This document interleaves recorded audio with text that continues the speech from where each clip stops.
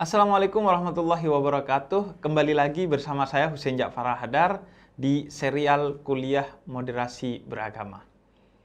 Kalau ngobrolin moderasi beragama, para ulama dan sarjana muslim biasanya mengacu kepada surat Al-Baqarah ayat 143.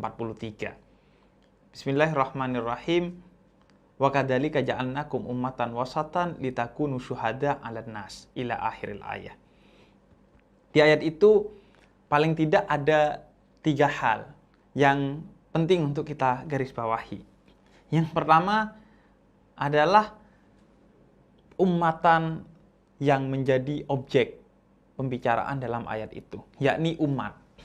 Dari sini kita akan mengetahui bahwa agamanya ini sudah beres sebenarnya. Sudah pasti moderat. Tapi yang masalah nih, umatnya belum tentu moderat. Karena kadang umat Islam itu tidak menjalankan Islamnya dengan baik. Atau bahkan kadang sebagian umat Islam justru tingkah lakunya bertentangan dengan nilai-nilai Islam. Karena itu di ayat ini yang disuruh menjadi moderat adalah umatnya. Kalau agamanya sudah pasti moderat. Kemudian yang kedua, di ayat ini Allah memakai kata ja'ala. Ja'ala itu artinya menjadikan. Kalau khalaqa itu menciptakan. Kalau menciptakan itu bim salah bim, jebret, jadi. Tapi kalau ja'ala, itu harus ada upaya dari kita untuk menjadikan sesuatu yang diberikan oleh Allah sebagai potensi teraktualisasikan. Karena itu, moderasi itu diberi oleh Allah sebagai potensi melalui agama Islam. Karena itu, potensi ini harus diaktualisasikan oleh kita, umat Islam, dengan apa? Dengan mengupayakan moderasi beragama ini berjalan sesuai dengan kaidah-kaidah Islam yang ada di dalam Al-Quran maupun Sunnah. Jadi mungkin aja umat Islam tidak moderat kalau dia tidak mengupayakan. Karena itu penting diobrolin, digerakkan, diupayakan moderasi beragama itu. Salah satunya seperti video kali ini sebagai upaya agar kita sadar bahwa moderasi itu harus diupayakan. Nah, yang ketiga adalah kata wasatan. Wasatan ini artinya moderat. Dalam bahasa Indonesianya, wasatan ini juga berarti kata wasit. Nah, kata wasit itu artinya moderat. Karena seorang wasit itu harus moderat. Nah, ngomongin moderat, itu salah satu artinya moderat itu tidak berlebihan atau tidak hulu. Karena innallaha la yuhibbul musrifin. Allah itu gak suka pada segala sesuatu yang sifatnya berlebihan. Gak usah jauh-jauh deh. Ngobrolin tentang makan aja. Makan itu kalau kalian gak moderat, minimal kalian akan kembung, maksimal makanan itu akan menyakiti kalian. Karena itu kata Allah dalam Al-Quran, kulu wasrobu wala tusrifu. Makan dan minumlah, tapi jangan berlebihan. Karena segala sesuatu yang berlebihan itu nggak disukai oleh Allah. Dan segala yang tidak disukai oleh Allah pasti buruk bagi kita. Jadi seperti makan moderat tuh. Jangan berlebihan, tapi jangan kekurangan. Kalau kekurangan, Anda bisa marah-marah. Kalau berlebihan, Anda bisa jadi bodoh. Nah, bahkan dalam urusan moderat ini, termasuk juga soal agama. Dalam beragama dan dalam beribadah pun, Nabi meminta kepada kita untuk tidak berlebihan. Karena itu, Nabi pernah menasihati Abdullah bin Amr, salah seorang sahabat yang konon sampai kepada Nabi, dia ini di siang hari berpuasa, tapi gak berbuka di malam hari.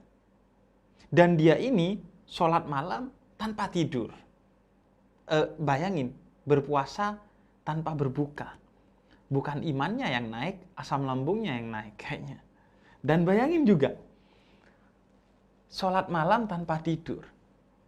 Itu kayaknya insomnia juga dan anemia sekaligus tuh. Nah, karena itu dikasih tahu oleh Nabi, dinasihati. Jangan kamu memaksakan dirimu hingga berlebihan dalam beribadah. Jadi secukupnya saja. Sehingga kata Nabi, saya dengar kamu puasa setiap hari ya? Iya Nabi. Kata Nabi, puasa itu sebulan 3 kali aja sebagai puasa sunnahmu. Kecuali di bulan Ramadan. Enggak Nabi, saya bisa lebih dari itu. Oh ya udah seminggu 2 kali deh. Senin Kemis. Enggak Nabi, saya bisa lebih dari itu. Ya udah puasa Daud, sehari puasa, sehari enggak. Itu nasihat dari Nabi dan ternyata Abdullah bin Amr ini di hari tuanya tulangnya keropos dan sakit-sakitan dan beliau mengatakan andai dulu saya mengikuti nasihat Nabi untuk tidak berlebihan dalam beribadah, saya tidak akan merasakan keletihan ini. Karena kan kalau terlalu letih ya bahaya juga, bisa akan mengganggu keikhlasan kita. Nah, mengapa kemudian berlebihan? Hulu itu nggak boleh. Karena berlebihan dalam beragama itu ciri orang-orang kafir, kata Allah dalam surat Al-Maidah ayat 77. Bismillahirrahmanirrahim. Ya ahlal kitab la taghlu fi dinikum ghairal haqqi. Jangan kamu berlebihan dalam agamamu di luar ketentuan yang sudah dibenarkan oleh Allah. Jadi berlebihan dalam beragama itu ciri-cirinya orang kafir. Karena itu umat Islam diminta untuk moderat dalam beragama dan dalam beribadah serta dalam berkehidupan secara umum. Jangan berlebihan. Nah, yang kedua, moderat ini atau wasatiyah ini artinya wasit. Wasit itu berada di tengah. Ciri pertamanya. Jadi dia harus melihat permasalahan itu dari tengah. Tidak dari kanan atau tidak dari kiri. Karena kalau tidak melihat sesuatu dari tengah, kita akan bias dalam menilai. Misalnya, orang yang menilai gajah dari depan akan mengatakan gajah itu hewan besar yang belalainya panjang.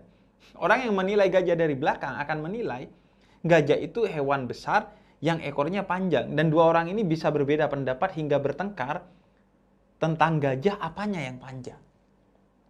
Karena itu seorang yang moderat, dia akan di tengah. Melihat gajah dari tengah, dari atas, kemudian dilihat. Oh ternyata gajah sama-sama panjang, baik belalainya ataupun ekornya. Karena itu orang yang moderat akan bijaksana. Dia berada di tengah dalam melihat dan menilai segala sesuatu. Namun bukan berarti ketika dia bersikap, dia harus di tengah juga. Tidak, orang yang moderat, dia akan bersikap berpihak kepada yang benar. Karena itu orang yang moderat itu disebut juga orang yang adil.